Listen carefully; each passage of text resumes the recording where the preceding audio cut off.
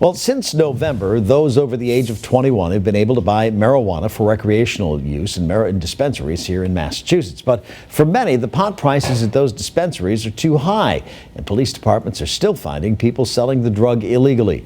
Western Massachusetts reporter Audrey Russo explores how the price of street weed has been affected by the legalization of marijuana. Convenience.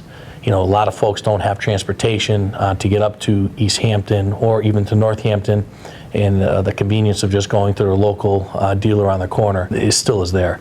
Hampton County Sheriff Nick Kochi says that when he asks inmates at the jail about the price of street weed in the Springfield area, it's relatively status quo for now. What I do hear is that when the marijuana dispensaries come to Springfield, that could be a potential problem for the illegal sale of marijuana on the street corners. Kochi says the dealers understand the importance of supply and demand at a price point competitive with dispensaries. They do understand that to stay in business, they got to provide a product. The product has to be needed and a desire to pay for that price. We spoke with a former buyer and occasional dealer of illegal street weed. He didn't want to show his face on camera, and we're only identifying him as R.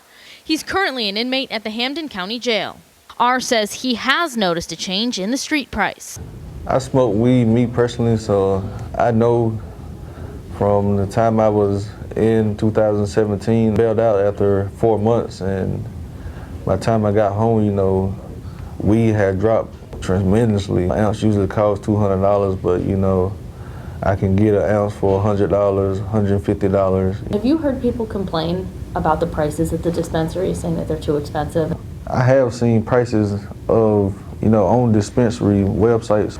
They are ridiculous. Like, you know, they're like maybe 2 times, 3 times more than what you could get, you know, on the streets. R believes that the opening of dispensaries in Springfield may increase attempts by illegal dealers to sell their product.